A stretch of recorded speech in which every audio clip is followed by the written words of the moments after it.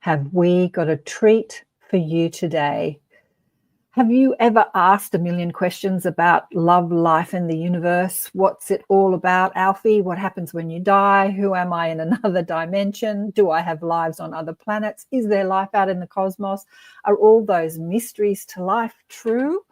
Well, this man, Garnet Schulhauser, who is my guest today, has all the answers, and we're going to find out why. You got to accentuate the positive. Wow, I feel good. A little bit of feel good goes a long way. You're listening to Karen Swain, teacher of deliberate creation, accentuating the positive, showing you a way to a better life. Accentuating the positive, it's not just fad, it's sanity. Who in their right mind would accentuate anything else? If you feel like that's what you want to do. G'day. Welcome to another show, Accentuating the Positive with Karen Swain on the United Public Radio Network and the UFO Paranormal Radio Network on 107.7 and 105.3 FM syndicated radio in 120 countries. And we're streaming on 8 platforms today: Facebook, YouTube, Rumble, Odyssey, and Roku. And look who's in the house again, the wonderful Garnet Schulhauser. Welcome to the show, Garnet. Thank you for having me, Karen. I'm delighted to be back again. As I mentioned before, this is, I think, show number 8 for me. Show number 8. Show number 8 for us. But for the people that are listening on the United Public Radio Network, maybe you've never heard of Garnet before. Maybe you have. I know that my little team in the inner sanctum have. We've got greetings from Shirley in Canada. Hello, Garnet, Karen. Hello to all the people in the chats. And Pat. Hi, Pat. Oh, sorry. Something went wrong there. There we go. Looking forward to hearing from Garnet and Sherry. We've got lots of Canadians today. Hi, Karen and Garnet. Looking forward to the show. So I know that you're in Canada, a fellow Canadian. And whereabouts are you? You're in Calgary, aren't you? Calgary or Victoria, Garnet? Oh, me. I'm in Victoria. Yeah, I'm in Victoria. I lived most of my adult life in Calgary. That's where I practiced law. That's where I met Albert. But I retired to Vancouver Island and live now in Victoria. Is that on the other side of Canada, or is that close to Calgary? It's on the west coast, so it's not far from Vancouver. And Calgary's on the east coast, is it? No, Calgary's right, almost dead set in the middle of the continent there. It's east of Vancouver, west of Toronto. It's sort of in the middle of the prairies. Yeah. So I reached out again to Garnet. As we talked about, he's been on the show 8 times. I've been doing this show for around 15, 16 years, and I've had Garnet on the show 8 times because he's one of the most fascinating people I know. He's pretty blasé about his astral travels. I have to say, you're pretty blasé about it. But I was just telling him when we were off camera that of all the people I've spoken to over the years, and I've been showcasing New World teachers on media and in events for around 25 years, I still think you're the top one. I still think that your experiences with your spirit guide is the most amazing experiences of anyone I've spoken to. You're it, Garnet. Thanks very much. And your $10 will be in the mail. Only 10? Okay, 20.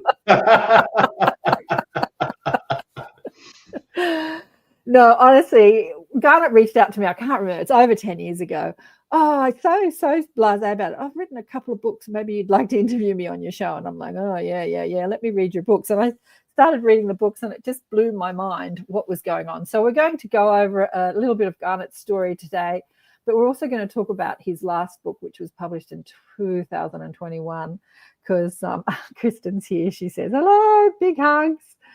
Hello, Kristen, big hugs to Garnet.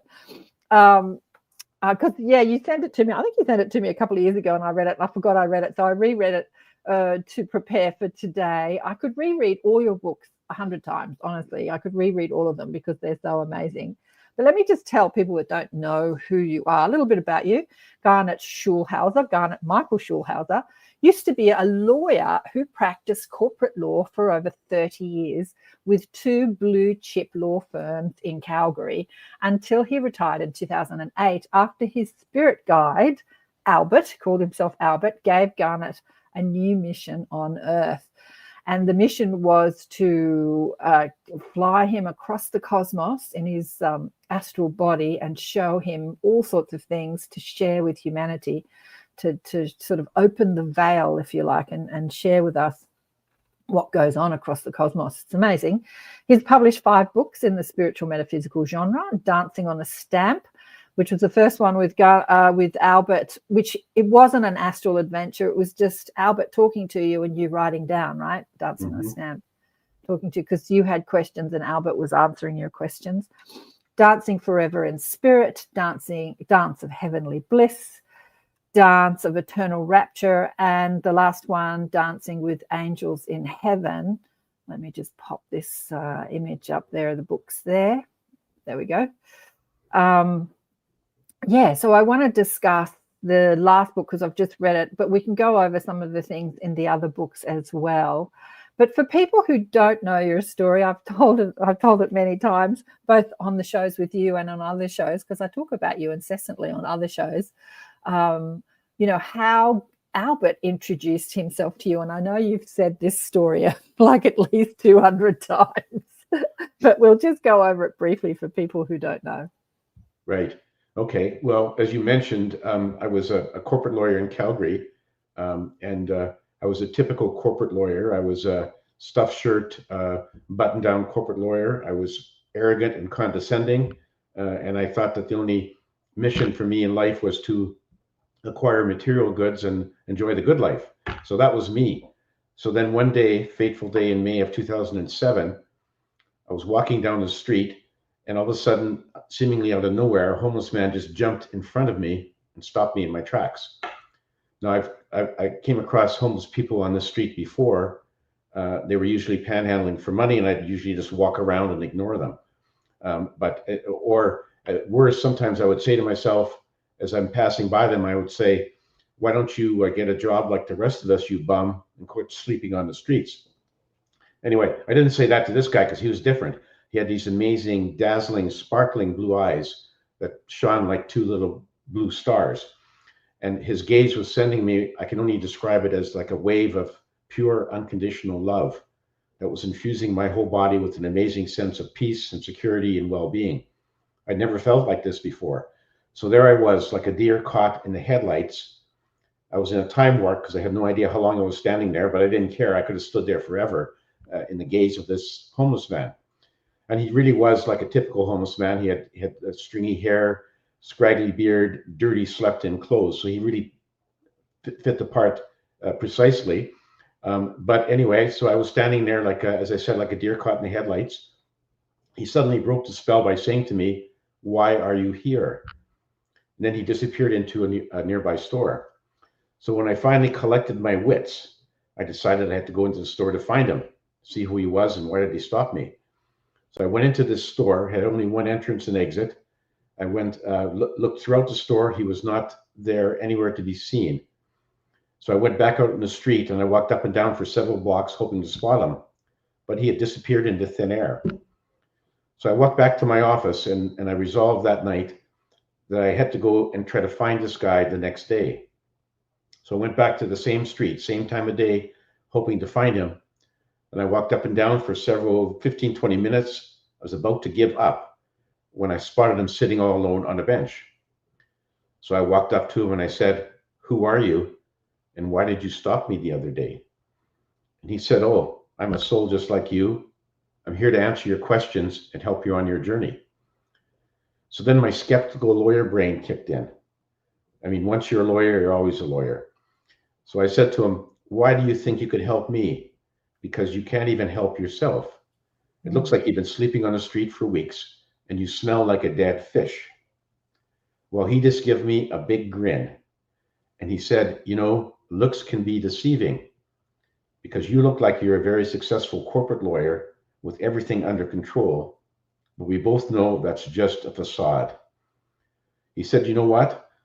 Why don't you turn around and go back to your office and see if you can find all those big life questions you've been asking yourself and searching for on your computer. See if those emails from your clients will have the answers you've been searching for." And of course, I knew that wasn't going to happen. So luckily, my intuition was screaming at me to say, you've got to sit down and talk to this man. You have nothing to lose, half an hour of your day, but you need to find out more about him because he's a very unusual kind of guy. So I sat down on the bench and we began a dialogue that went off and on for several months. And he told me early on that his name was Albert, and he was one of my spirit guides in disguise. So anyway, we had this Q&A where I would ask him questions and he would answer them. The first 3 times he came into my life, he manifested as the homeless man. And he was real. I could touch him. I could see him. I touched him on his shoulder, his arm. He was solid flesh, according to me. Albert later told me that I was the only one who could see him. And so if somebody had been walking by the bench that day when I was first talking to Albert, they would have seen me sitting on the bench, apparently talking to myself because they couldn't see him. So the first 3 times he showed up in physical form. And then after that, he was just a voice in my head and we communicated by telepathy. So for most of the dialogue I had with him, it was just a Q&A by telepathy. And he surprised me by saying to me early on, guess what? I'm not just here to satisfy your curiosity. I want you to write a book about what I revealed to you. So my revelations will be available to everyone. This really threw me for a loop because I had never contemplated writing a book. It was not anywhere on my radar screen. So I didn't know quite what to make of it. But he was very persuasive. And one of the things I said to him early on was, why did you show up as the homeless man? Why did you come into my life that way? He said, if I had just come out of the blue, starting talking to you as a voice in your head, you probably would have thought you're losing your mind. So this was his way of easing me into the conversation, showing up in physical form. And then when he communicated by telepathy, I could recognize his voice. And I was really quite comfortable talking to him. So that was how I first met Albert. And that led to the manuscript for my very first book, Dancing on a Stamp. And then later on, he came into my life in a slightly different manner. After I'd finished my first book, I was sound asleep in my bed. And something made me wake up. I sat up in bed, and standing in the doorway of my bedroom was this sort of ghost-like ethereal figure.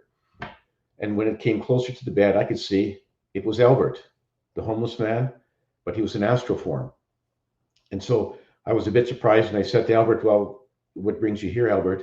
He said, I've come to take you on some astral travels on the astral plane because I want you to write about what you see and hear on all these travels. And by the way, you're not finished with one book. You're going to write 3 or 4 more, which again threw me for another loop. But I had learned by then there's no point in arguing with Albert. He's running the show. I just go along with it. So then he just literally reached out, grabbed my astral body, my hand, pulled my astral body out of my physical body. I turned around and looked, and my physical body was still sound asleep in bed.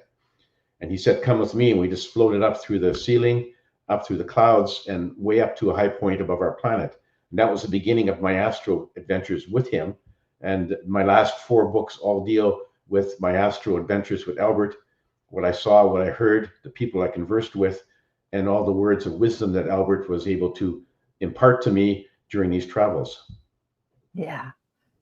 Wow. Beautiful. Beautifully said. Yeah. I quizzed you so many times on all of this. And I think the first time I couldn't stop laughing at the idea of a conservative corporate lawyer sitting on a bench in a busy, shopping center talking to himself, people walking by. Nobody could see Albert. And there you were talking to yourself, but you didn't actually realize that no one else could see him at that point. And it's always fascinated me, and it still fascinates me, how that happens, how a spirit guide can manifest as a physical form that you can touch and smell and hear through all the physical senses, and yet nobody else can. It's amazing, isn't it? It's like amazing that this can happen.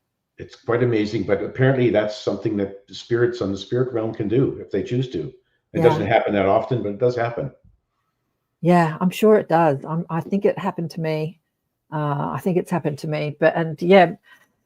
Probably it's happened to everybody. We just don't realize that we're actually looking at a spirit or an angel. There are so many stories of people who've been in terrible accidents, and I'm thinking of Howard Storm when he was in hospital in France after his near-death experience. A doctor comes into his room and reassures him he's going to be okay and everything's going to be fine, and then walks out. And immediately after he walks out, a nurse comes in and he says, "Who was the doctor that was just in there?" And she said, "No one was in the room.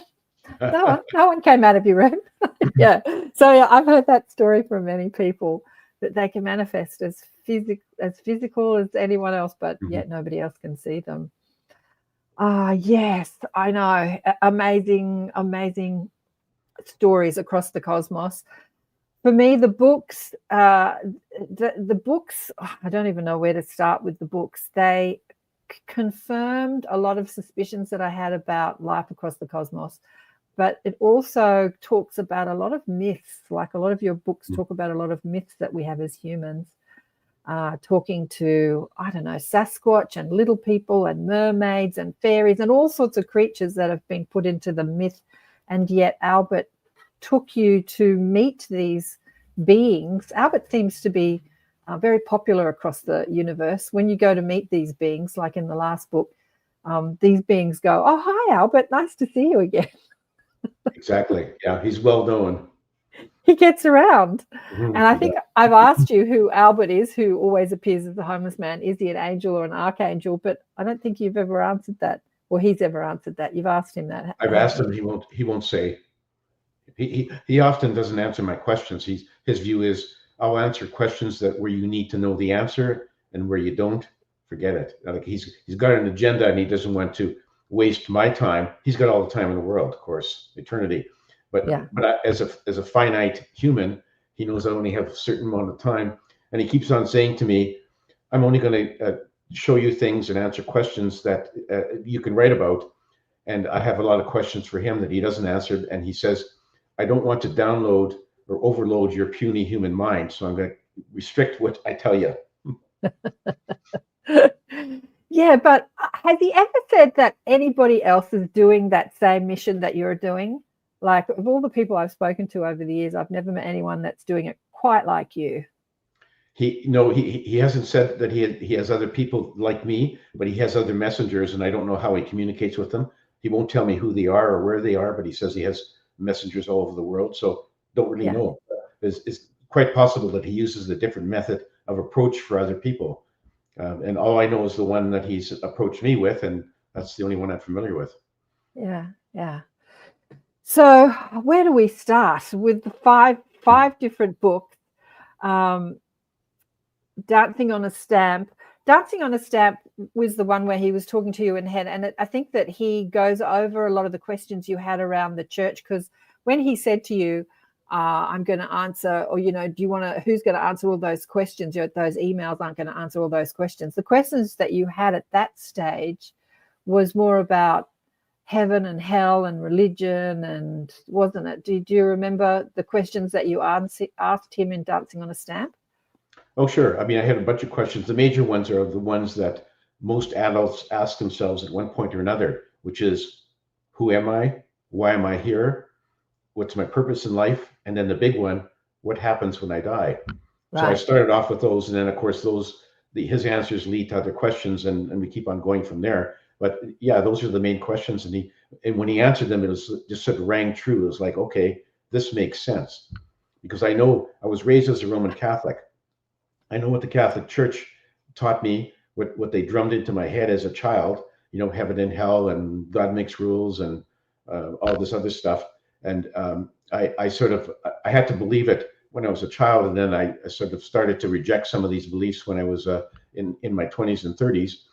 And by the time I met Albert, I had basically done away with a lot of that. And I was sitting there in no man's land. Okay, everyone has to have a belief system to latch onto.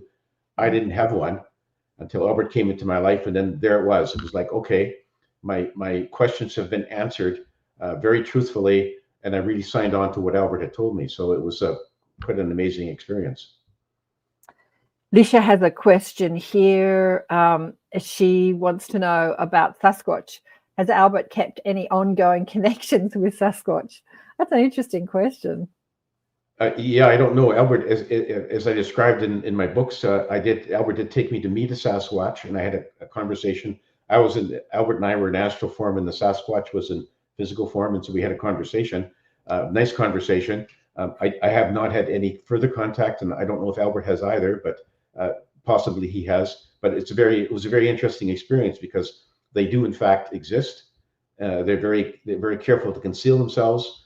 They think that humans are just a barbaric, vicious race, and they don't want to have any contact with us. And so that's why they stay away from us, and they're very good at hiding themselves. And in fact, this Sasquatch said they have a kind of almost like an animal detection radar, so they could detect other animals from miles away, including humans. And so that's why humans are coming through the forest. They can just get lost, go into their caves, whatever, and disappear. So that was one of the things that they had, which makes them so elusive.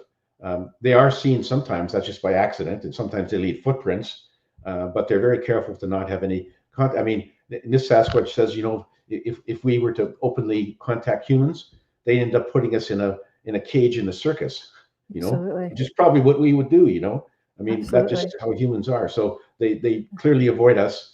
And I haven't had any further contact and haven't really tried, but I can't really do that without Albert. And Albert's basically like, okay, you've seen that one once, you don't need to see it again. I've got other things to show you. So that's his agenda all the time. That's the thing with your books. You're shown so much that I get that you get a sort of a snippet into that world, but that's not great detail. Like you meet someone, you ask a few questions, you write it in a chapter, and then on to the next thing, and you meet some other experience and you write about it, but there's not great detail. For me, I have like a million questions. What about this? And what about that? And what about this?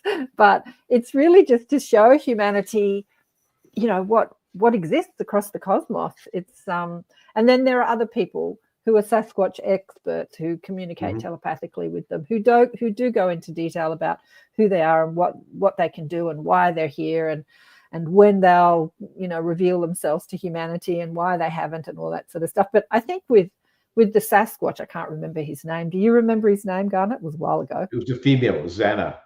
Xana. Oh, you do. Very good. I think that she knew Albert as well. Like, hi, Albert. How are you? Albert's well known. Yeah, he certainly is. Yeah. So, and in fact, he didn't say so, but he prearranged our meeting beforehand. Right. So, and with the other creatures that I've met with, so he's sort of prearranged to say, I've got somebody to introduce you to, and he's going to ask you some questions, and he's going to write a book about it, and so it was all prearranged, and so they recognized Albert, and he gets around. I mean, he's a fellow well met. He's well known across the universe. But what's amazing to me, so he's a being who's a physical being here on our planet, who is mostly hidden to us because of our violent tendencies, but they have this understanding that they can speak to spirit guides, like no problem. So they have a higher understanding than most humans do. Like they've got that telepathic communication. People do say about the Sasquatch that they're interdimensional. They can move through dimensions and they can appear almost invisible to our physical eyes. And so they're more evolved in many ways than we are, and yet seem very primitive. Yeah, they are more evolved for sure. But there's actually a lot of animals on our planet that are more spiritually and intellectually evolved than humans. We don't know it. We think they're just dumb animals, whales and dolphins, and they communicate telepathically. They communicate with their cousins on other planets. They do a lot of things that we can't do. We think they're just dumb animals because they don't have televisions and internet, but it's just mistaken. I mean, they're very advanced. They live very close to nature. They understand their connection to spirit, and there's so many humans who don't. So they are, in that sense, they're much more evolved than we are. Yeah. In your latest book, Dancing with Angels in Heaven, it's like half of it is actually more like it's an orientation for souls coming to Earth, but really the information in it is more like spiritual knowledge for humans on Earth, I found. I think that it's really, like spiritual knowledge, but you talk about the different levels of the soul and how when we incarnate, it's easier to have an animal life. So if you're not used to the denser planes or the Earth experience, you'd come in as an animal first and then evolve into a human. And then now we're talking about some animals are more evolved than humans. So do you want to talk about that, Garnet? About the evolution of souls? Exactly. It was interesting. The very first time that during my initial conversation with Albert, I posed the question to him. I said, Albert, do animals have souls? Because he'd already gone through how humans have souls. So I said, do animals have souls? He said, you need only look into the eyes of your little dog to find your answer. And he meant, of course, that yes, they do. And so he was quite clear to me, and that's why he took me to meet a number of creatures on Earth and other places, just to let me know that they are intelligent, they have feelings, emotions, and they have souls. And one of the things he said was that, a lot of people have said to me, I don't want to ever incarnate as an animal. That just scares the heck out of me. I don't want to do that. My answer, and Albert says the answer to that is that you get to choose where you incarnate. So if you don't want to incarnate as an animal, you don't have to. But he did say that a lot of souls who are new to the Earth plane, to this planet, they will try to sort of dip their toe into the water, so to speak, in a more less complex kind of life. So, an animal, for example, a rabbit doesn't have a very complex life. I mean, all they have to be concerned about is where is their next meal and how do I avoid getting eaten by a fox or an eagle. Whereas with humans, well, we have to worry about having jobs, getting educated, saving for retirement, putting our kids through school, and all the other stuff. So human life is much more complicated. So he said that for some souls, they will start off as an animal and then gradually move on up to become, to incarnate as a human, which makes sense. But not everyone does that. He says some souls will just jump right into the deep end and say, okay, I'm going to incarnate as a human. And for some of them, it works out fine. For others, it can be very distressful. So it's really, it's really up to the soul, and the soul has the absolute ultimate decision about where they incarnate into which physical entity. So no one forces them, no one directs them to go there. They're not caught, by the universe in some sort of a wheel where you have to keep on coming back. Some of the Eastern religions used to think that they believe in reincarnation, but they said that, if you were bad in this life, in your next life, you'd be forced to incarnate as a cockroach. And if you're good, some other, better life, that was sort of a forced reincarnation depending on how you lived your life. Albert says totally wrong. No matter how bad of a dude you were in a life, the next life you can freely choose where you want to go, or you can just decide, okay, the heck with planet Earth. I'm not going to incarnate there. It's an awful place. I'm going to incarnate in a planet in the Palladian constellation, for example, or anywhere else in the universe, entirely up to the soul. And they can just say goodbye to planet Earth, or they can say, okay, well, I'm going to beat this. I'm going to go back in another incarnation on Earth and see if I can do better than I did the previous life. So it's really for some souls, it's a moral imperative to try to do better the next time and not leave Earth not leave Earth with any unfinished karma, any negative karma left on the table. So it's really up to every soul, which is really quite nice, because that, to me, that just gives us the free choice. So we're not forced into anything. And so that was really very enlightening to me.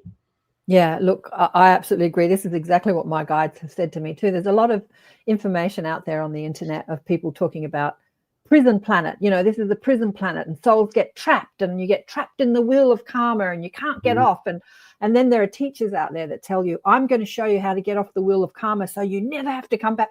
And when I listen to this stuff, I'm just like, this is so distorted.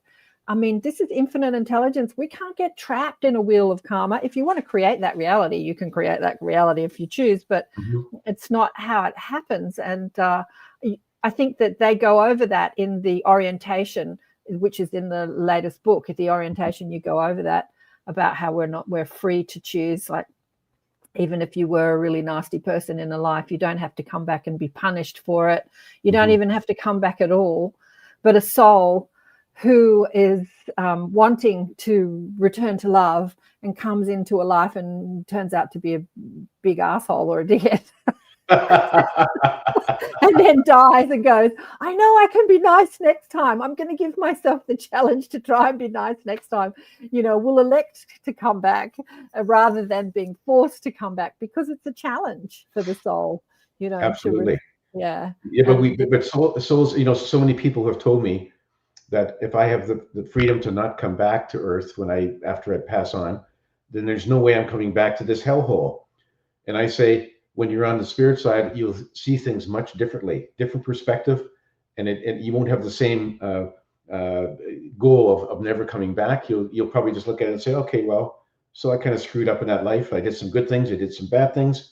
I can go back and try to do better because I still have a lot of things to learn, to accumulate knowledge and evolve as a soul. So much different perspective. But if it makes people feel better, you can say to them, yes, if you don't want to come back to this hellhole, you can choose to do that. Yeah. But I know that with many channelers, when people come to channelers, and my guides say the same thing with, I want to get out of this prison planet and I'm never coming back. They always say, well, you'll make that decision from a different perspective, not the perspective that you're in now, but when you're on the spirit side or a more enlightened perspective. Mm-hmm. And talking about coming back as animals, in the sort of evolution of the soul, the same is true too for people that have maybe been on the earth plane and cracked the human experience, but they want to come back to the earth experience and have an easier life, even though they're evolved souls. And they can come back into an animal soul to be like a spirit, like a guide for somebody, mm-hmm. like a dog or a cat. You could be a guide. So they can be quite advanced souls in animal form, right? So the same is true for that. Absolutely. Yeah, you can choose to come back as an animal, even though you've been a human. It's entirely a free choice. Yeah. Most people don't, but a lot of souls can do that. I mean, the advanced souls, for most of us, we come here to learn things, face challenges, learn lessons. So we need to grow and evolve as a soul. But there's some very advanced souls who come to planet Earth just to help other souls on their journey. They don't need to learn anything. They've learned everything. They basically graduated from planet Earth, and they're coming to help other people. So there are a number of those people, and some people say, well, how is it? It's very tragic. How does it work when a 5-year-old girl dies in a car accident? And why would that soul bother to come for such a short lifetime? Maybe they were there to try to help their parents work through losing a child at a young age, so there's a reason for everything, and so you can't just judge when somebody dies at an early age to say, oh, well, that's a shame what happened there, something went wrong. Not necessarily, it could be an advanced soul who decided to become the child. Yes. Actually, well, that's saying that. Vladdy's got a great question here. We're going to get to your question in a minute, Vladdy, because I want to ask it. But that when I put together the book Awakened by Death, which is 12 stories of people having a spiritual awakening through the death experience, I asked Garnet, there was a chapter in, I can't remember which book, exactly about that, about a young girl who had died, a 5-year-old. She died brutally, and the mother was distressed.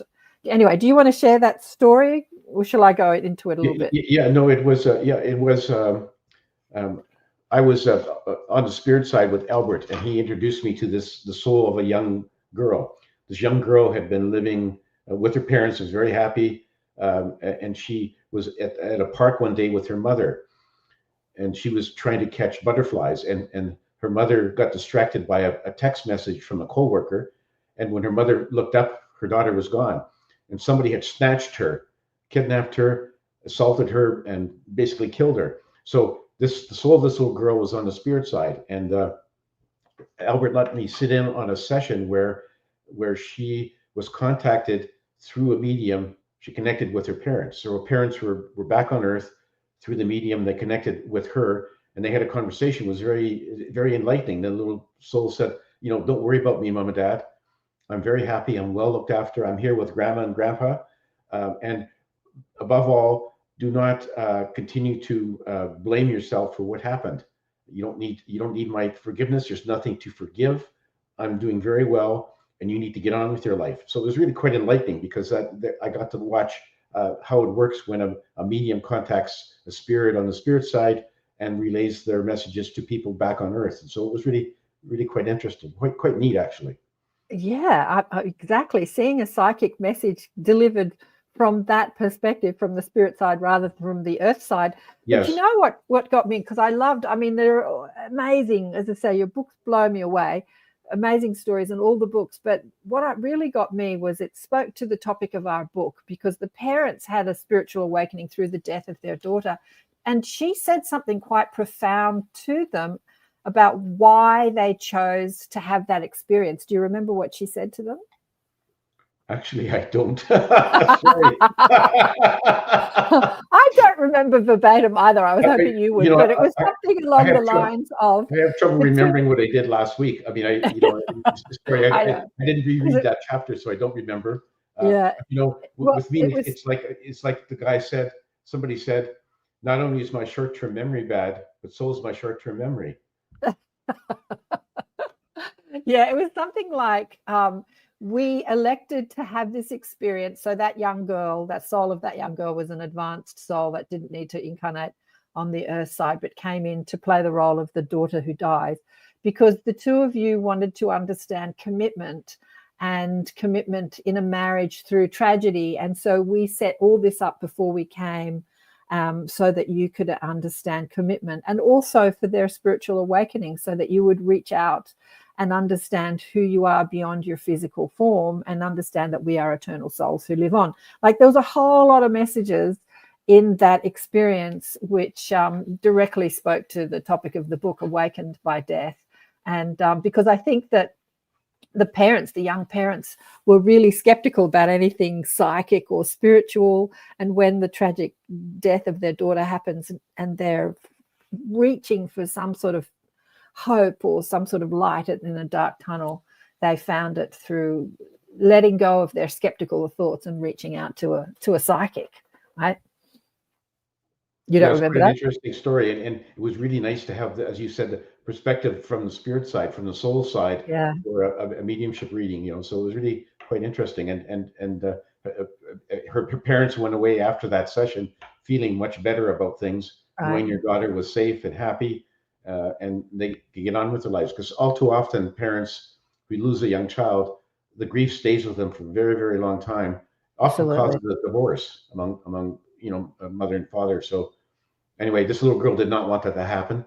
And thank you for remembering what I wrote. That's okay. Well, I put it in the book, so I remember. But and I think that just knowing that it was arranged, because the mother was holding on to so much guilt. Like, I looked at a text, and when I looked up, she was gone. Had I not looked at that text, so she was holding on to it. When she understood that the whole thing was pre-planned and organized as a spiritual lesson and a spiritual journey, she let go of that guilt. I want Vladdy's got a great question here. Albert has arranged a few meetings with otherworldly beings, just a few, for you. Has he also shown you your higher self? Great question, Vladdy. Yeah, no, he hasn't. And I don't know the reason for it. I mean, he's introduced me to one of my other spirit guides, and a lady named Alina. He says I have other guides that he won't introduce me to, or won't give me their names. So he has his reasons, but he's left that alone. And I know that I work with the higher self a lot when I do my QHHT sessions. I contact the client's higher self, so I work with that a lot, but I have not met my own higher self. Maybe because they don't want to meet me. I don't know. You got a lot going on. I forgot to tell people during the bio that so Garnet Albert contacts Garnet, when it's convenient for Albert to write another book, and then he didn't for a while, and you said to him, what am I going to, because you were retired, what am I going to do with my life now that you're not coming to show me, stuff to write books? And he said, to go and do QHHT. So you now practice as a QHHT practitioner, which stands for Quantum Healing Hypnosis Technique. Exactly. And taking people into hypnosis so that they can gain sort of more access to their spirit guides, access to their higher selves, access to past lives. So you've been doing that for about 4 or 5 years now, Garnet? Oh, more, since 2017. Really? That long? Wow. Yeah. It's been. I'm surprised when I look back at when I actually did start, and it's been that long. But it's been a great journey, and I've done a lot of sessions, and they're really quite satisfying and fulfilling to me, because I like to help people connect with their higher self. That's where you really get your answers, and it's really quite an amazing experience. And so many people, I'm really happy when they come away from the session saying, "Wow, that was great. I've got a new lease on life. I'm going off in the right direction now," and it just makes them happy. And so it's really a great practice to have. Have you ever had any trouble getting people to an altered awareness, or let me say a deeper awareness, where they can access that information? Has anyone ever not been able to do that in a session, or have they all got there? Yeah, no. There's a small minority of people who won't be hypnotized, who can't or don't want to be hypnotized, even though they say they want to be. So the whole thing is you have to be hypnotized, which is what I do with my clients, into the theta level, the deepest level of hypnosis, and that's where you can make the contact. Otherwise, you really can't. And there's a small percentage of people. Dolores Cannon, who invented the whole process, she did like thousands of sessions. She said there's probably maybe 10% of the people in the world who can't be hypnotized or won't be hypnotized. So with those people, when I've had a few of them, it doesn't work. It's just not there, and there's not much you can do about it. And the correlation is that people who spend most of their time on the left side of their brain, left brain people, left side is logic, analysis, judgment, science, that kind of thing. They're the toughest ones to hypnotize. People who spend most of the time on the right side, which is creativity and artists, musicians, and that, they're much more easily hypnotized. So the people who have not been able to hypnotize are really strong left brain control freaks, and they're afraid of letting go. They think if they're hypnotized that they'll lose all control, and they don't want that. So they refuse. I know. I had a client recently that I don't practice QHHT, but I'm able to take people very easily to a state where they can access spiritual guidance and their spirit guides. And he said, has it never not happened for you? And I said, never not happened. And I couldn't get him there. And I was so frustrated. I've got to get him back because I'm determined to get him there. I'm going to get him back and make it happen because, we had like a 4-hour session. And when he left, we had a great session. It was a great and profound session. But when he left, because I couldn't take him to that place, I kept thinking, what did I do wrong? What did I do wrong? How can I do it better next time? It sort of challenged me. But you once revealed to me, Garnet, that you were one of those people, that you had a session or two and you didn't go under either. Yeah, I had a couple of sessions and I was able to get into a light trance, and I had a past life regression. And it was very real to me because I got very emotional in them. And in one case, it was, I was a Native American woman, and my husband was off fighting the cavalry. He came back, he was wounded, and he basically died in my arms. And during the session, there was tears running down my cheeks. So I was really back there in that past life. But I couldn't connect, or they couldn't connect with my higher self, which is really disappointing because I had a whole bunch of nice questions, and it didn't work. So anyway, I'm very much of a left brain person, I think, is the problem. But anyway, so that was my experience, but I've had really good experience with other clients, except for the odd occasion. So I've often thought about doing another session with somebody, but I thought, just wasting that person's time, because it's probably not going to work. Yeah, I had one client who went into a past life, again, an American Indian past life. I've had so many lives as an American Indian. No coincidence that my clients have too. And he said that the experience for him, and it was just over, Zoom, it was like being there again. And he had a best friend in this life who was a best friend in that life too, and he saw their relationship in that life. And it was just really profound for him, but he just couldn't get over how real it was. It was like being in a virtual, like the holodeck on Star Trek. It's like being there and you're sitting in a chair. Yeah, I love that. Is that what it felt like for you as well? Yeah, it's very real. It was actually very, very real. Like I was reliving parts of that life, which is really, it actually, I was surprised because I didn't know quite how it would work out, but it was very real. And the practitioner was very skilled. Wasn't her fault at all. But just me. But anyway, the past life was rewarding, and I really thought, okay, well, that's at least I sort of understand some of what my clients are going through. Yeah. Now I'm going to do a station ID break. You're listening to ATP Media, Accentuate the Positive with Karen Swain, Awakening and Expanding Consciousness on the United Public Radio Network and the UFO Paranormal Radio Network on 107.7 and 105.3 FM, syndicated radio all over the place. My guest today is Garnet Schulhauser, who is an amazing being, once a corporate lawyer, now has his marching orders with his spirit guide, Albert, to fly around the universe and witness many things and write about them in books. He's written 5 books in the spiritual metaphysical genre. And we are kind of discussing the latest book today, which is Dancing with Angels in Heaven. And the first part of that book is an orientation class with humans coming to Earth. And I guess it's almost half the book, really, where the class just goes on and on and on. And you discuss many things. And I wanted to ask you, so we talked about the wheel of karma and not being trapped on Earth. You also talk about there's no hell and that this is not a prison planet. And you also talked about, or they talked about in the orientation class, that God does not answer our prayers, and the effects of climate change and the 10 commandments, not from source.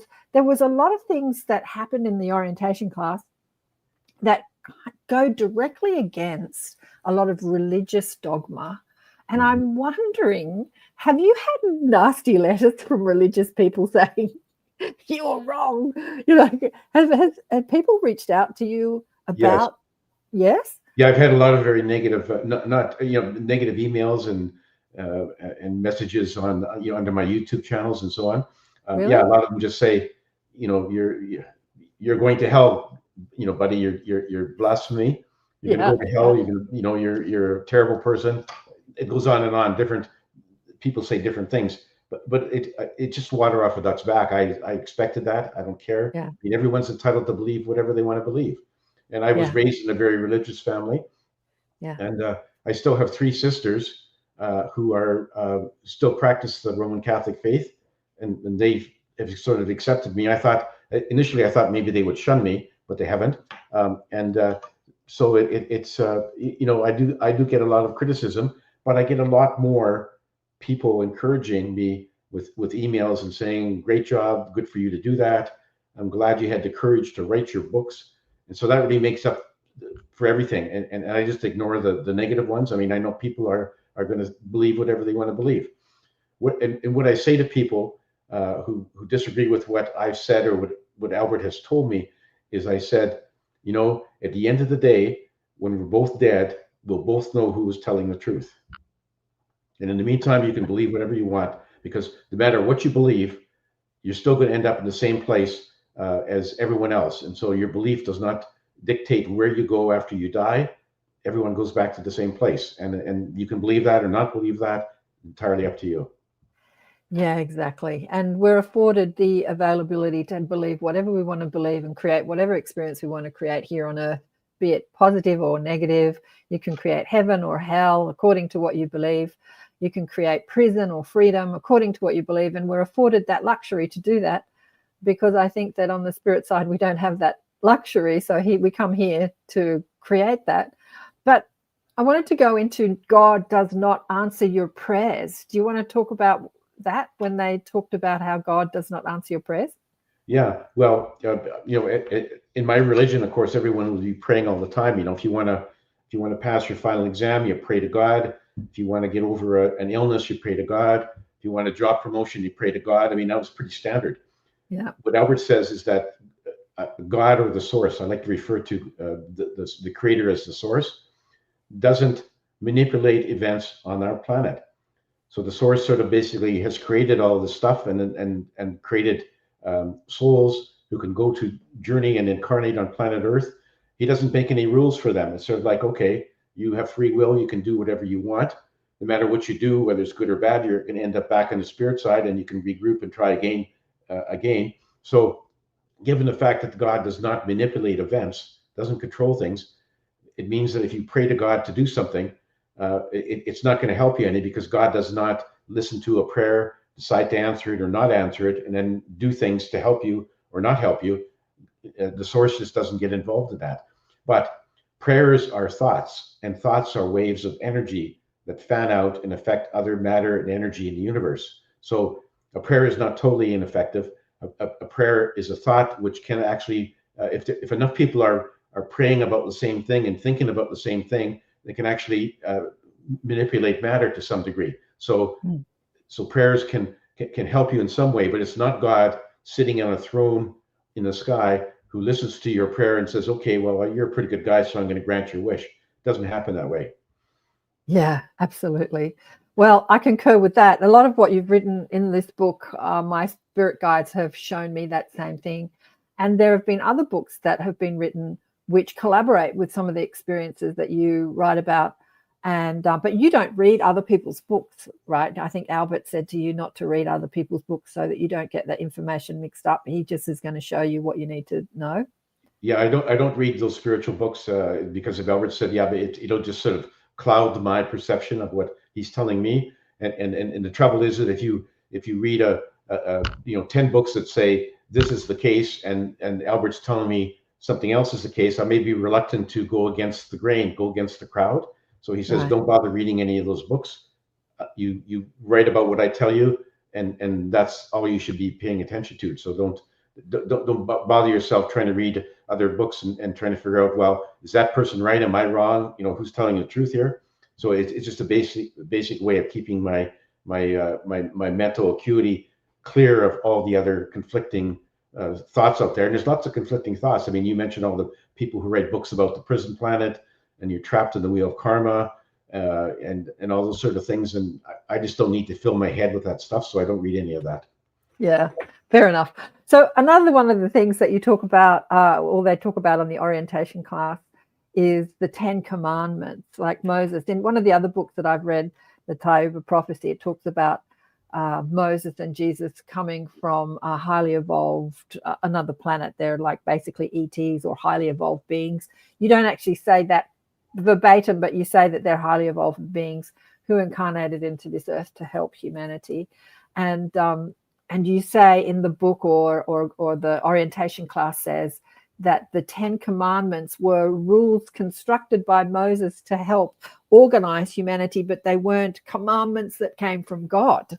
Again, going against the biblical teaching. That's right. Yeah, and in fact, my understanding is that he came up with Moses was a very advanced soul. He came to help humanity. Thought that, the feeling was humanity was sort of off on the wrong track, and he needed some guidance. Right. And so he came up with the 10 Commandments in a deep meditation, and so then he told the people, of course, to have more force. If he said, "Guess what? I just came up with 10 Commandments. What do you think?" So he said, "These 10 Commandments came from God, a superior being," and so that gave them a lot more force and effect. And so that's how they evolved. But they didn't come from the source. They came from Moses in a deep meditation. Yeah. Look, I understand what he's talking about. I remember I had a client once and I said a whole lot of stuff to her, but I said it as me. And then she went and had this 15-minute session with a person who said that she was channeling some higher consciousness, who charged her like $250 for a 15-minute session. And I said to her, what did she say? And she said exactly the same thing that I had said, but it had come from this higher entity channeled through this being. And it had more, like the message had more weight when it came from this higher source, that it was channeled through this woman rather than just this, human me. And I thought, wow, that's really interesting, isn't it? How that works. Yeah. Like where you say you're getting your information from. Yeah. We're all getting it from the same source, I think, most of us as spiritual beings. All right. Moving on. The New Earth, fascinating chapter, and something that you've said in this book, which, or Albert said, I think, which is something that a lot of people talk about, that this Earth School was a human experiment, like it was an experiment. Do you remember writing that? Yeah, it was. Yeah, it was an experiment, and unfortunately, the experiment didn't turn out quite the way they had hoped to, because we ended up with a bunch of negative emotions, and negative emotions cause all the problems, all the murders and the mass killings and the genocide and everything else in our planet.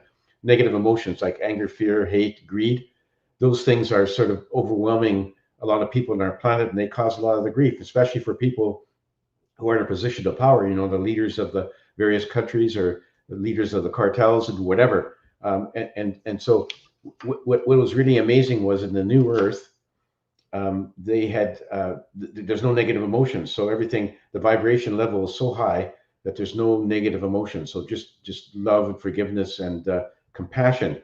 So that's why it was such a great place. And the vibrations on the new Earth are very much higher than Earth. It's still a physical dimension, but the vibrations are very much higher than here. So it's a wonderful place, and people from the old Earth have ascended to the new Earth. They've been doing it over the years, and they're still doing it. And the trick to get to the new Earth, which is you can just imagine a place where there's nothing but love and forgiveness and compassion. What a wonderful place that is. Humans here on the old Earth can get there, but we have to raise our vibrations to match the vibration rate of the new Earth. And the way to do that, which is much easier said than done, is by fully embracing love, compassion, forgiveness, and trying to stifle and discard our negative emotions. Because as humans, we all have negative emotions. I mean, we flare up with anger. We are jealous about our neighbor having things that we don't have. All those negative things. That's just part and parcel of humans as they are on the old Earth, and it's difficult to get rid of that. But if we can just pop up to the new Earth. And Albert described it this way. He said, imagine if you hold a cork underwater and then release it, it just pops up to the surface. Well, once your vibrations match the vibrations of the new Earth, you'll just pop up there, and away you go. And there's interesting, and I detailed this in one of my books. I met a soul on the spirit side who had actually ascended to the new Earth. And what happened was that she was a lady who was happily married with, loved her husband, 2 lovely young kids. And then one day tragedy struck, and a drunk driver T-boned her husband and kids and killed them all. So she spiraled down into the depths of despair and then anger. And she was angry at everybody and angry at the world. And then she became very depressed. And at one point was considering committing suicide. And then a friend of hers said, well, okay, before you do that, why don't you go to an ashram in India and see if they can help you? So she thought, okay, I have nothing to lose. So she went to this ashram in India, learned to meditate. Took a long time, but she began to meditate, became better at it all the time with the guidance of the people in the ashram. And eventually she learned to forgive the driver who killed her family. And then she learned to forgive God, because she had been blaming God the whole time for, why did you let this happen, God? I was having a very good life and I didn't deserve any of this. So she learned to forgive God. Then one day she was sitting in the garden outside this ashram, and in a very deep meditation, when she opened her eyes, she was no longer in the ashram. She had ascended to the new Earth. So it was really quite amazing, an amazing story. And so she, in the new Earth, of course, it's still a physical plane. So human bodies there do die, but they live for a couple hundred years, so much longer than Earth. So she had come back from her new incarnation in the new Earth, and she was on the spirit side. And I said to her, so if you decide to incarnate, are you going to incarnate back into the new Earth, which souls can do that? She said no, she was going to incarnate back into the old Earth so she could help people on the old Earth raise their vibrations. So it was a very, very noble sort of statement, and she was very genuine about that. Forgot to unmute myself. I know you went over that story in the latest book, and I had a bit of an epiphany rereading it, because in the last conversation I had with you on the show, Garnet, we spoke about, well, how do people who are high vibrational teachers stay here on Earth and not pop up to the new Earth? How do they not ascend if they're all love and light? And you said to me, oh, I don't know about that.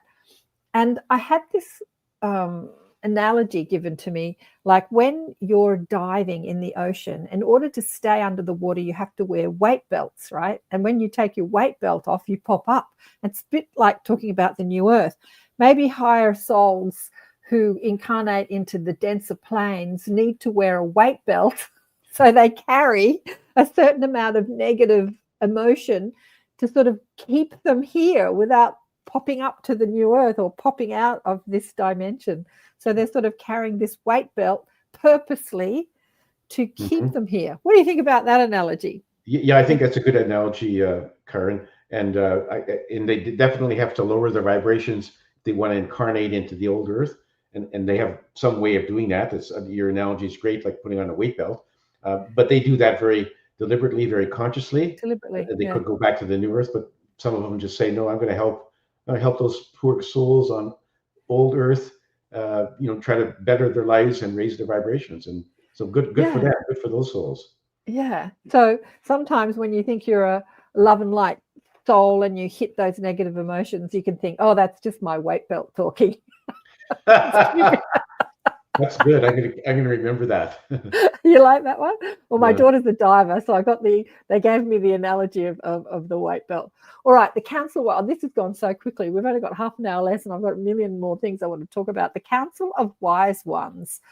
So when you first went to the spirit side with Albert, you've been to places where people go when they leave their physical incarnation and they get orientated back on the spirit side. You've been to a city that you called a glacier on the spirit side where people can wear different identities that they've been in different lives. And you've seen Elvis and the Beatles and Muhammad and Jesus and everybody. But the Council of Wise Ones, I was thinking about this morning, are they only... okay, they're answering my question as I'm asking it, but I'm going to ask you, are they only spirit, or are they made up of spirit guides and ET consciousness? So beings that are still having some sort of physical incarnation, maybe on other planets, highly evolved physical incarnations. Yeah, I don't know about that. My information is that they were very advanced souls who obviously had a number of incarnations on planet Earth.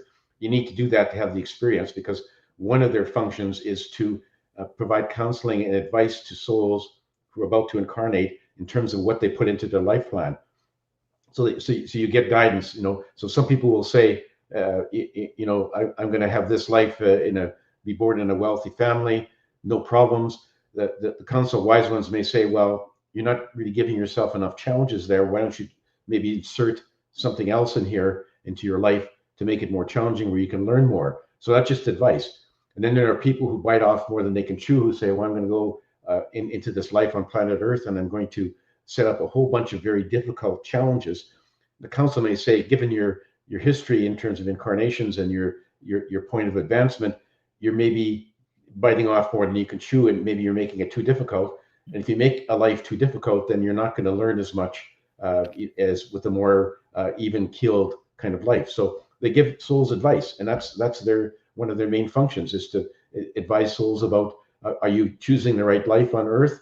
Should you adjust it, here and there, tweak it? And so they're all souls who've had many incarnations, so they know what it's like to incarnate on planet Earth, and so they're a very great source of information. And so they basically oversee all the incarnations on planet Earth, whether it's a incarnation into an animal or a human.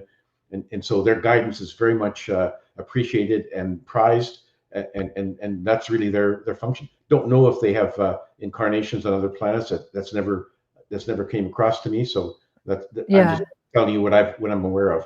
Well, as I asked that question, my guide said to me, yeah, some of them are still active incarnations on other planets. And I said, oh, okay, cool.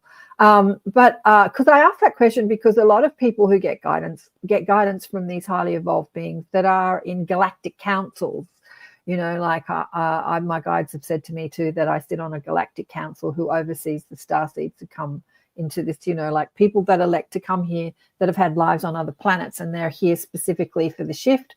Yeah, sure, I'll come to Earth and take on a human life, and I'll work as a healer or a psychic or something and help evolve human life like the starseeds. So they've shown me that I sort of sit in the spirit side on this galactic council with other highly evolved souls that are still currently incarnated in galactic lives, like Palladians, Arcturians, whatever, like that. So I wondered if that council exists of those people as well. Yeah, I don't have any information about that. It would not surprise me. I mean, in fact, there's nothing that I've learned with Albert that has surprised me at all. I mean, it's like, and I've only touched the surface, so I'm quite open about that. I want to go into someone that you did meet, because more of the stories out there on the internet, the reptilians get a bad rap, and you went to a planet that was inhabited by reptilian beings. Do you want to talk about that? Yeah, it was, and we met this being there. Her name was Sobek, and she looked quite a bit like an alligator, but she was very advanced, very intelligent. We communicated by telepathy, and one of the interesting, and she was very peaceful, very non-aggressive, and they were the dominant species of that planet, these alligator-like creatures. And one of the interesting things was that they had learned to gain all of the nutrients that they need to sustain their life. They didn't need to eat solid food or drink water. They got all their energy from their sun. They had learned to convert their sun's rays into nutrients that they could absorb in their body and sustain them. So they were basically totally vegetarian. She looked actually very menacing. She looked like like an alligator with a big jaw. And I thought, when I was first there, even though I was an astral form, I thought, oh, are we going to get into trouble with her? But Albert was there with me, so I was pretty comfortable that wouldn't happen. But very intelligent being, and nothing. They had no desire to travel to other planets to imprison people. So the rap that the so-called reptilians get, and I don't know where they come from, where that notion comes from, was not this person at all, or her race. They were very peace-loving, very intelligent, very developed, and they were very peaceful. So that's my experience with reptilians. Yeah, that's your experience. I'm sure that other people have had, other experiences with reptilians, because there's, infinite experiences that we can have. But again, another friend of Albert's, because when you went down in your astral form and this alligator being saw Albert's, like, oh, hi, Albert, how are you? Good to see you again. I'm like, God, Albert knows all these beings across the universe. So not only were they not going to eat you, they weren't going to eat anything because they didn't eat food. So they were breatharians. You go into the technology a little bit in the book, but you don't reveal exactly what happens, because I think you asked Albert that, can we take this technology back to Earth? And Albert said, no, not for Earth at this time. But there are beings, and I've had people on the show who call themselves breatharians, or they don't ingest food and living on light. So they just live on the conscious light of their own soul, which sustains their body. So that actually does happen here on Earth, which is interesting. Interesting. I have not run into any of them, but I'd sure like to meet one. Yeah, well, I can introduce you to one. Okay. Yeah, Jazz Maheen, she's Australian. She lives in Queensland. And light energy from the sun. Yeah, he said that he transformed the light energy from the sun into the body. They had some sort of technology. They pass it through a crystal. That was interesting. Whereas Jazz Maheen just passes it, the light energy from the sun, or the energy from source, just sustains her body completely, living on light, or living on prana, she calls it. All right, what have we got left? About 20 minutes left. I think one of my favorite chapters in the book was Area 51. So you get to ask Albert, after several books of Albert's agenda just being given to you. In this latest book, you get to ask Albert about things that you were curious about, and he answers your questions. One of them is Area 51. Do you want to tell people what you saw? Yeah, he took me to Area 51 again, traveling astrally. So we just slipped through the doors in the ground. It's all underground, of course. So big, huge cavern. And he took me to this one building where the spacecraft that is famous for the Roswell crash in 1948, that spacecraft was there, and it was it was on display, and the bodies of of two of the occupants of that craft were there in sort of a preservative liquid, and you could see them. So I mean, what happened actually was that he explained it to me, and I actually saw the actual crash in the Akashic records. Was that this was a scout craft. The main mothership was hidden on the other side of the sun. The scout craft had an anomaly, a malfunction, and they crashed into a weather balloon, and that caused further disruption, and they ended up crashing in the desert there by Roswell. And the army came, and they pulled the occupants out. There was one of the little occupants was still living. The other two were dead. And he described these little, they're sort of like little gray creatures, and he said they were kind of like artificial, robots, sort of that they had created to run the spacecraft. But Android. Android. That's the word I'm looking for. Androids. Yeah, they were androids, so they took this craft back to the base. Some people actually saw the craft and the crash, and of course the government just disavowed that. Said no, that was just a weather balloon. And so they went back to this army the Roswell Army airfield. and they tried to save the one little guy who was still alive, but they couldn't. And the other two were dead. And so they took the craft from there, went to Andrews Air Force Base in California, eventually ended up in Area 51. It's still there. And Albert said that our scientists have not been able to figure out what made it tick. So they couldn't figure out how the avionics worked or how the propulsion system worked. And they couldn't really do anything. The body of the craft was so hard, like way harder than titanium, that they couldn't really crack into it. And so it's still there. And obviously our scientists would love to be able to figure out how it works and make their own craft, but they haven't done that yet. So that was one of the big things about Area 51. The other place he took me to was a CIA experiment where they were trying to work a system where they could train soldiers to travel to the spirit side. In other words, euthanize them. And then they hoped that those souls on that spirit side would then spy for them against Russia and China and whoever, and communicate what they found back to the people on Earth. Except that didn't work because the good people on the spirit side said, no, we're not going to let that happen. And so it didn't work, but they were trying. That was one of the things that they tried to do. There's a whole Netflix series about that. There's this mad scientist who is trying to kill people so that they can access the spirit side. It's called OA, and it stands for Original Angel.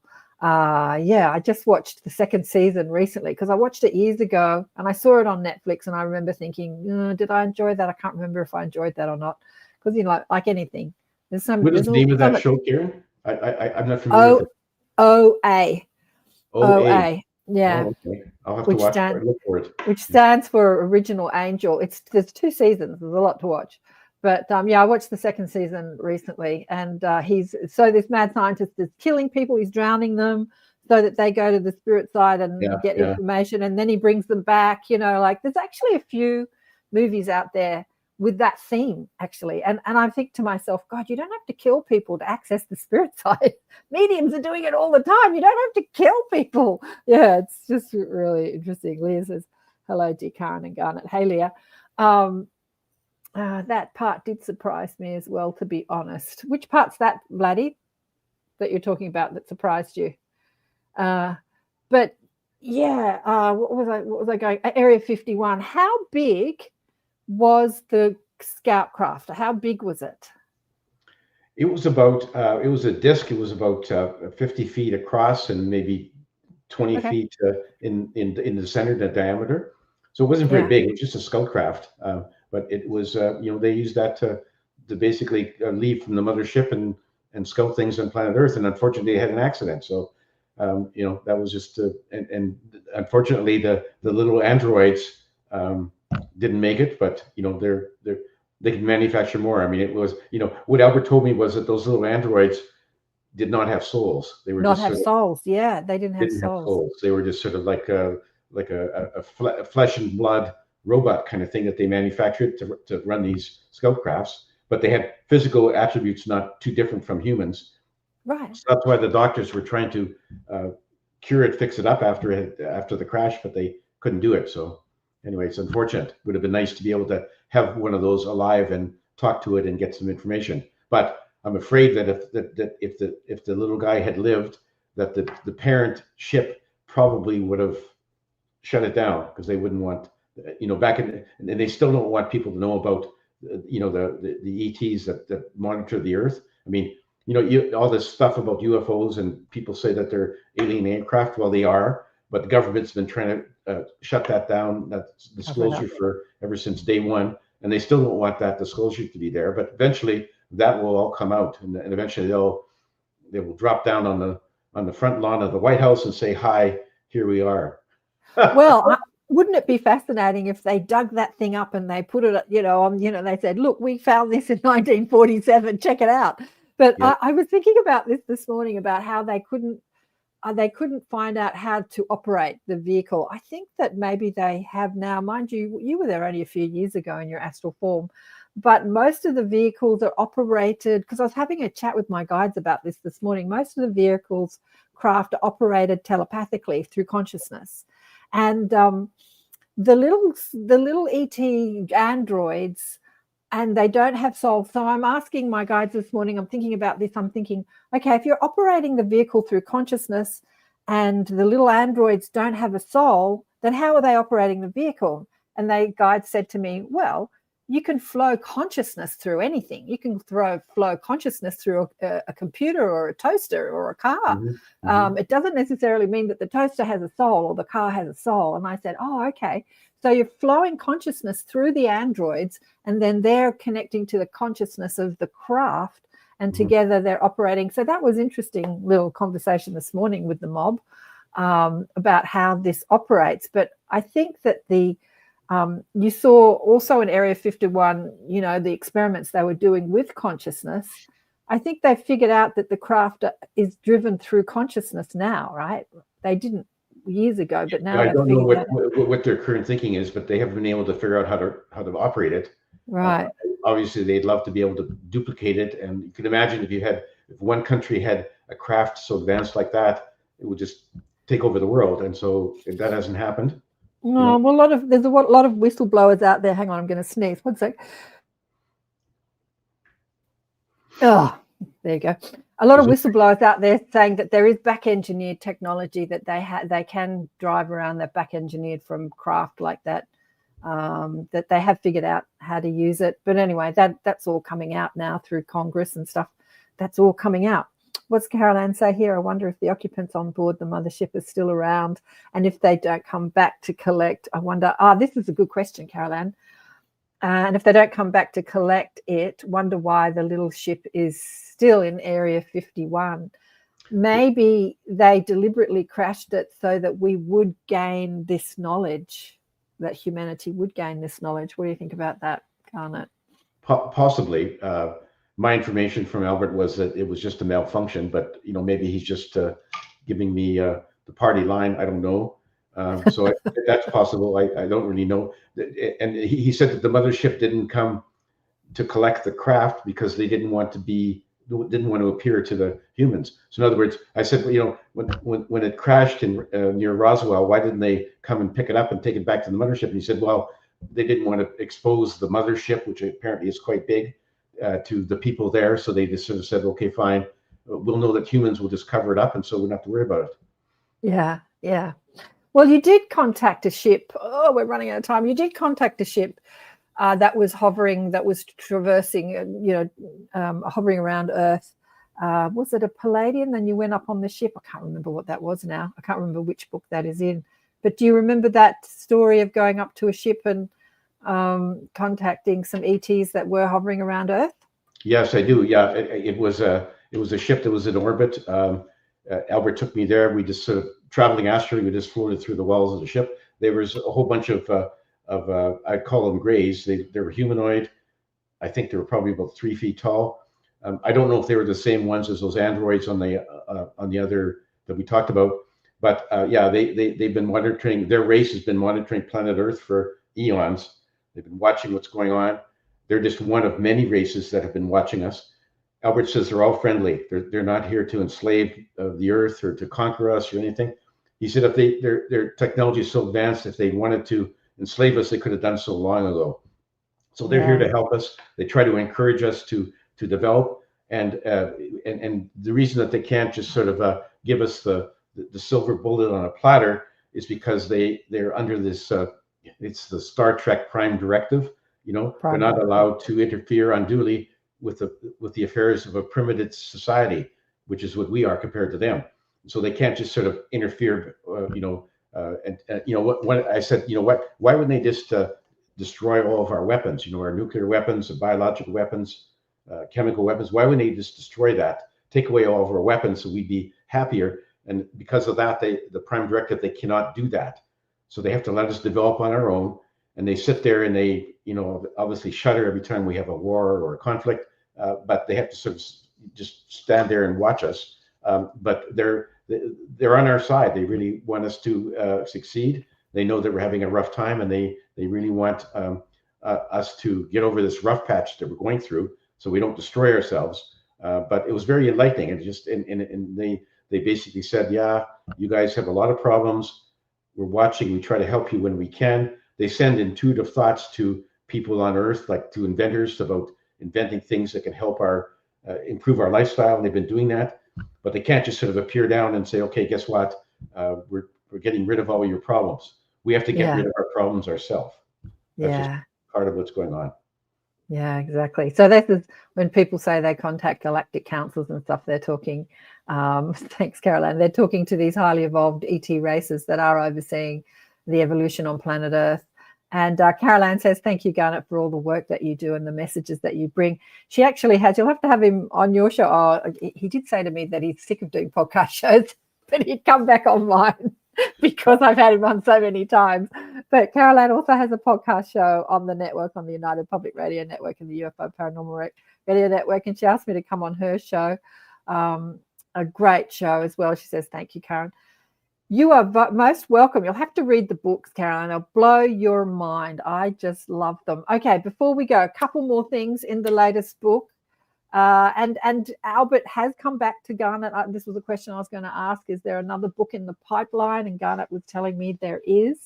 There is more to come. So book 6 will come out one day when he unties the piano that's tied around his ass. And there's quite an intricate knot on that piano, so I don't know. I have to work at it. He's not as enthusiastic about doing it as he was 10 years ago when the phenomena first happening. You've become very blasé about all this stuff, Garnet. People listening that have never heard this stuff are like, whoa, is this real? And you're like, yeah, just another day in the cosmos. Anyway, Loch Ness Monster, Nessie. Do you want to tell us what you heard? Like, that was your question. One of the things I was curious about, and when Albert gave me this opening to ask him questions that I was curious about, that was one of the things I said, does Nessie exist? And he said, yes. It's the remains of a prehistoric dinosaur-like creature that had existed at the time of the dinosaurs, and the ancestors to the current Nessie moved into the Loch Ness when it was open to the North Sea, and their descendants have been living there in Loch Ness ever since the dinosaurs were around. And so it is a real life creature. It's actually more than one, and they do multiply, but they're very good about keeping out of sight from humans. So they've been sighted occasionally, but they're kind of much like the Sasquatch. They don't want to have any open contact with humans, because if they did, they'd be put in a zoo somewhere. And so they like their freedom. They like how they live right now. They're close to nature, and they just avoid humans at all costs. And frankly, I don't blame them. But anyway, yeah, they do exist, and they're basically derived from a dinosaur-like creature way back in the time of the dinosaurs. But how cool is that we still have dinosaurs here on Earth? You know, when that movie Jurassic Park first came out, my daughter was a kid. She's in her 30s now. I remember the scene where he recreated the dinosaurs through finding a fossil and taking the DNA, and you know, and I'm thinking, I bet that's been done somewhere in the world. I bet that this is not fantasy. I bet that's been done somewhere in the world. But absolutely, it's so cool to think that dinosaurs are still here. That's amazing. The other interesting thing, and I described this in one of my books, is that there's a number of parallel universes. You're aware of that, of course. Yeah. Earth exists in a number of parallel universes. Albert tells me that in one universe, the asteroid that hit the Yucatan Peninsula and knocked off all of our dinosaurs missed that Earth by a fraction. The dinosaurs are still the dominant species on that Earth. It was really interesting. So they do exist. And you're right. I think that our scientists at some point, maybe they have already, they'll be able to basically clone from dinosaur fossils and DNA. We can have the dinosaurs back again, which is good and bad, I guess. I mean, if they're kept in a zoo, not so good, but if they're allowed to sort of be free somewhere, I think that's fine. Yeah. Well, that's been discussed in Hollywood movies many times through the Jurassic Park movies. Okay, but the parallel universe, at the end of the book, I think you go into the parallel universe. That's a whole show on itself. You know, what happens in parallel universes. You also touch on it in one of your other books, where you you go over that story again in this book, where you go to a parallel universe in Earth, and you ask Albert, "Am I here?" And do you want to tell people what he said to you about you being in that parallel universe? Yeah. He said I exist in other parallel universes, but I said, well, can I meet myself? And he said, no, that wouldn't be a good idea. So he wasn't going to introduce me. but he did say I did have other clones. I call them clones, and I'm sure that you probably have some clones. Every time the universe splits, the people living there basically end up with a clone, and we're not aware of that. And you mentioned before, it's all part of the same soul. So if I'm cloned, my soul splits into 2 or 3 or 10 or however many it is, and we're not aware of the other clones. But at the end of the day, when we all go back to the spirit side, we all sort of regroup and consolidate again. And instead of having just one life review for one existence on one universe, we get to see all of them. And so it's really quite a sort of accelerated learning experience. Yeah. But one of the interesting things that occurred to me is that, I've often wondered, when I look back at my life and I come to a decision point, a fork in the road, and I've chosen the left fork, and I wonder if there's my clone somewhere who chose the other fork, and what would have happened. Very interesting. But of course, we're not allowed to see that now. We will see it when we get back to the spirit side. Yeah, it makes the life review much more complicated when we're reviewing not just this life, we're reviewing all our parallel lives, and we might be even reviewing, how our past lives dovetailed with our current life and our parallel lives, and maybe even how our future lives dovetailed with our parallel lives. And it makes it so it's very complicated. Yes. Complicated and confusing to our little puny human brains. Yeah, but exactly. 4 minutes to go, Garnet. God, this goes quickly with you. Bermuda Triangle. So you asked him, what's the secret to the Bermuda Triangle? Do you want to share with us what Albert showed you? Sure. Underneath the seabed of the Bermuda Triangle is a UFO base, basically. And they travel from there. They have a wormhole that they can use to get to other stars. And anyway, there's a lot of energy generated around this. So when they're leaving through the wormhole, the energy basically affects electronics, and you hear all the stories about planes going into the Bermuda Triangle, and then their instruments go wacky and they end up disappearing. That's just a side effect of the UFOs, using this wormhole to go to other star systems. So it's a base underneath the sea. We're not aware of it, and they keep it very well hidden. But that's why there's such an anomaly around the Bermuda Triangle. It's this UFO base that they use to enter a wormhole to go to other star systems. Vladdy's saying thank you. Yeah, this has been an amazing show, and we've come to the end. Unfortunately, I just want to share with people Garnet's books again. They will rock your world, blow your mind. They'll definitely enlighten you. They'll definitely make you more aware of what happens across the universe that maybe you weren't aware of. Dancing on a Stamp, dancing. Everybody's dancing. We're dancing throughout the cosmos, forever in spirit. We're dancing in heaven, and we're dancing with angels in heaven. And if you want to support the show, I have all the Amazon links on my page, which is a link under the YouTube and Facebook and Rumble. If you click on that, you'll see more information from Garnet and all the books there. Their books are published by Ozark Mountain Press, which was Dolores Cannon's, or is Dolores Cannon's. Just because she's not in her physical body anymore doesn't mean she's not still overseeing this publishing company. And we've discussed, why you chose that, how it all came about. We discussed in detail in other shows, your transition from a corporate lawyer into being an astral traveler and a spiritual writer. And it was quite a transition from the corporate world to this world. I think I discussed with you at length on some of the first shows all about that. When I asked you about ridicule and judgment from people that are very religious, you were used to it.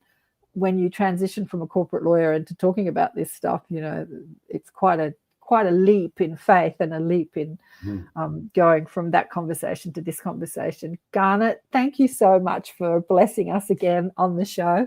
You said that you've turned down about a dozen podcast shows because you're over it. You've been doing it for how many years now? 15 years? 20 years? My first show was in 2013, so 15 years, yeah. Yeah. And I'm not over it yet. I've been doing this for about 16 years, still yakking, still talking. But yeah, you're definitely one of my all-time favorite guests because the information that you're sharing with humanity is so vast. Yeah. Well, anything you'd like to say? Thank you for having me on your show. Always a delight to talk to you, Karen. And I'm sure you're going to continue on for quite a bit longer. You're a very young person yet, so you got a long ways to go. No, I'm not. I'm just using AI to look younger. You can touch up your appearance on StreamYard. When I first started using StreamYard, you couldn't do that, and now you can. So it takes out my wrinkles, though I'm not that young. And thanks to everybody that have been watching. Thanks, Shirley, and all the gals in Canada, and Caroline, Laddie, and everybody that's been watching online, and for your questions. And yeah, we'll catch you again next time. Big love to all of you. Bye for now. Bye.